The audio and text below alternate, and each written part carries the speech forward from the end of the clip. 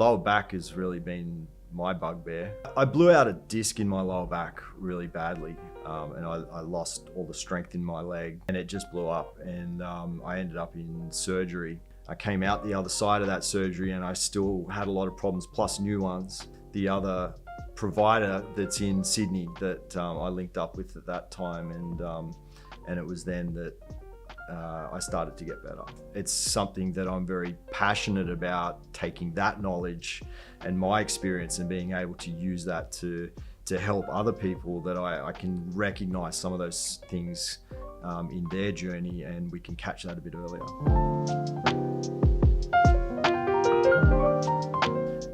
My name's Chris and I'm from Sydney, Australia. My practice name is Apex Soft Tissue and Spine, and we're based in Sydney. This was actually a career change for me. I used to work in technology, and I couldn't sort of face sitting behind a desk for the rest of my life. So I turned my life on its head and went back to university, and I was studying to be a chiropractor, and I got involved in massage therapy early on as well. So I got my hands on a lot of people, and there was a few sort of steps that happened from there, and I ended up falling into this world where I met Chris about 5 years ago. And so when I eventually got out of chiropractic school and got into full-time practice, I was already doing this full-time from day one.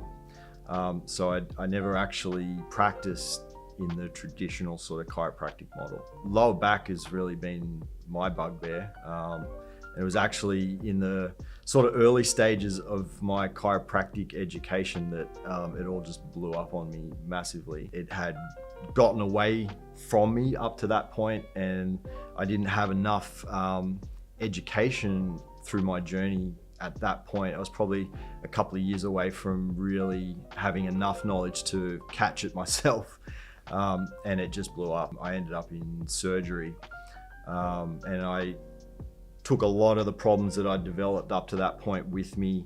I came out the other side of that surgery and I still had a lot of problems, plus new ones. And I was a mess.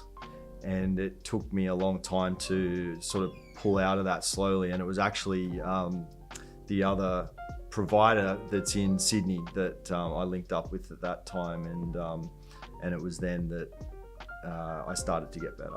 I blew out a disc in my lower back really badly, which I did to myself, but I didn't really understand that that was what I'd done. And I continued doing the things that were making that worse. And so not having the knowledge of what was going on and how bad it was, until it just got to a point where there was no going back. And I lost all the strength in my leg very, very quickly, and it was pretty bad.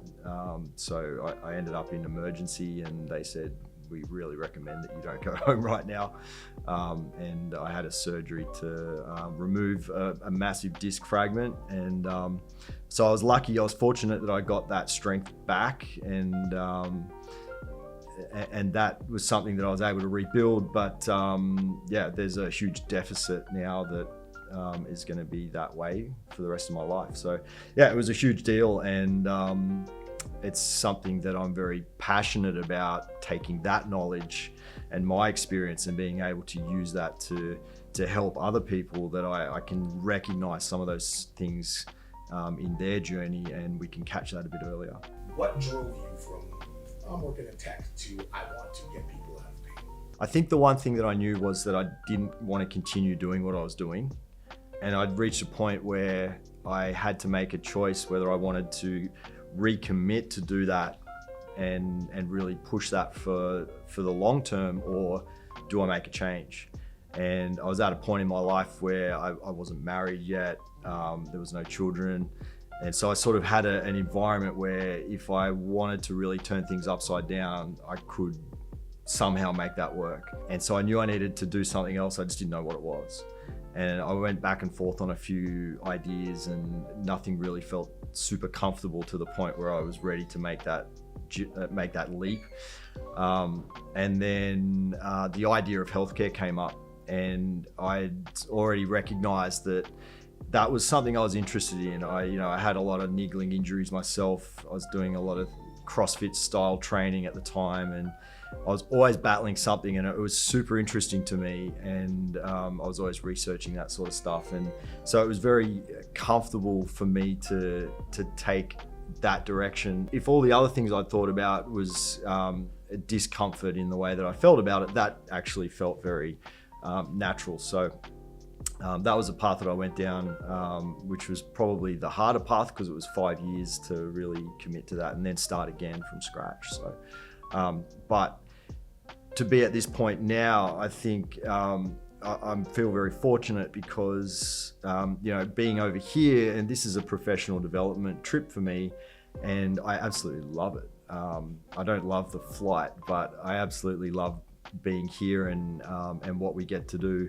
And I used to hate doing professional development. It was always, you go to a seminar or something, and it was, I'm here because I need to be here to tick that box. But I'm here doing this, and I'm paying for that personally, and it's money that would otherwise be going into my family. But we're doing that partly because I love being here and it's something that I want to do, but it's also enabling everything that we need for our future. I think the big thing is that most people really appreciate the diagnostic portion of this up front, and that's the thing that I'm really passionate about. For me, the treatment's different to what most people have experienced as well, but I mean, the treatment can change, and it can be different based on what someone needs and the details of their case. And we might uncover a new treatment later on that's better than what we do now. And I hope we do. I'll be open to that if it's better. The diagnosis probably doesn't change underneath all that, unless there's some new discovery or something. But the truth doesn't change. The way that we deal with that might change. And so I think people really appreciate the detail that we get into and the time that we take to explain their problem back to them that they haven't had done in that way before.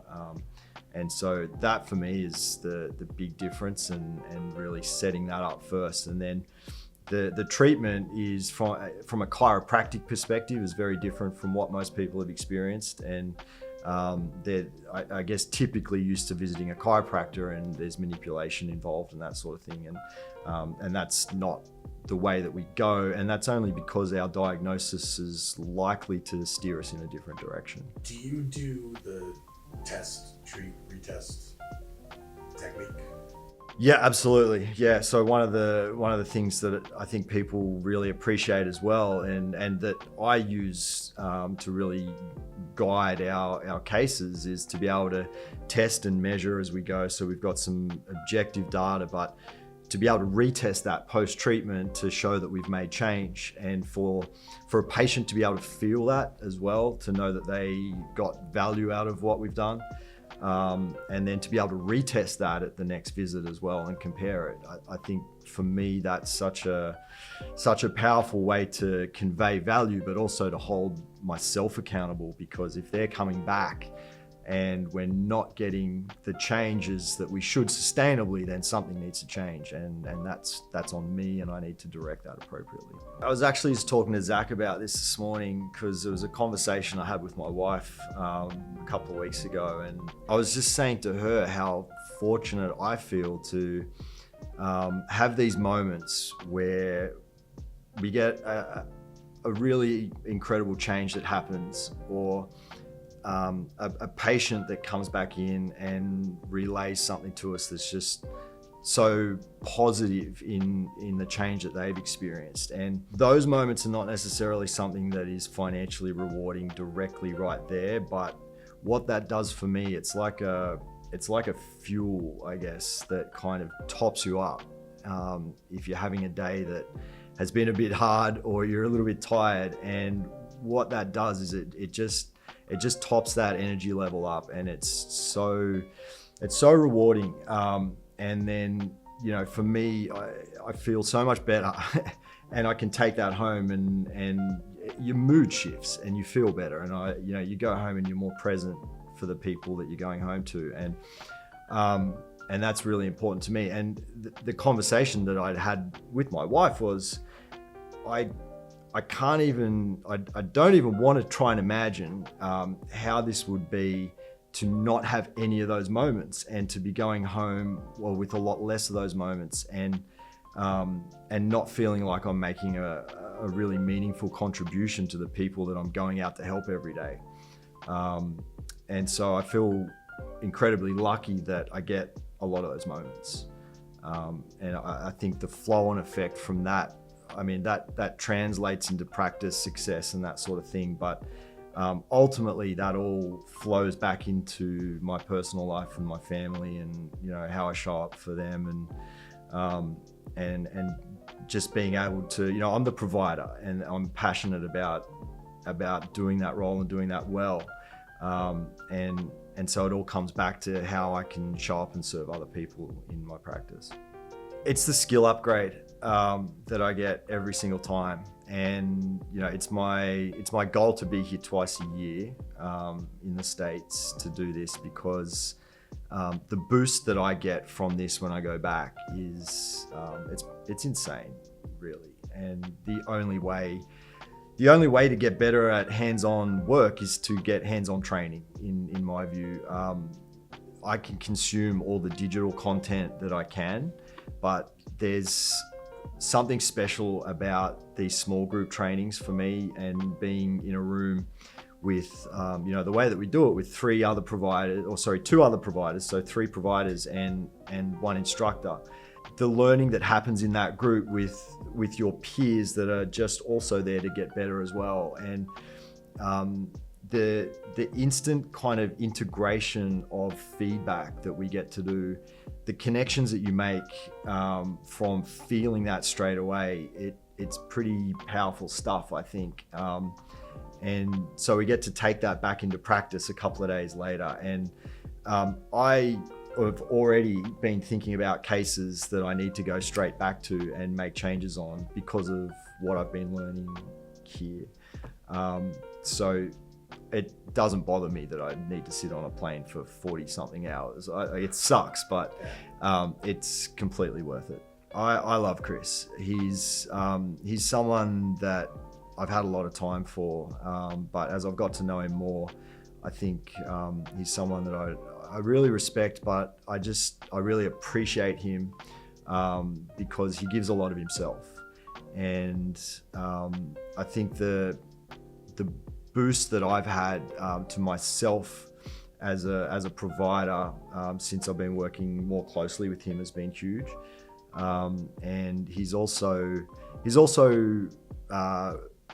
rubbed off on me in other ways as well, I think, with some things, with some guidance that he's given me in some other areas, and so that's been a huge it's been a huge boost to my business, but also in other aspects of my life. So he's a good man. I appreciate him. I think this training is good for people that really want to understand the truth about what is causing their patient's pain. The diagnostic reality is important if you want to do effective treatment. And I think a lot of treatment systems are looked at as treatment systems, and this system has a treatment component, but it's also a diagnostic system. And to get to the treatment part, we have to fill in the diagnostic part first. And I know that for massage therapists, there's a whole sort of thing about whether we can diagnose and that sort of stuff, but I think it's still important to be able to understand what's going on with the person in front of you to be able to treat them effectively. And so the system that we've got really helps to facilitate that.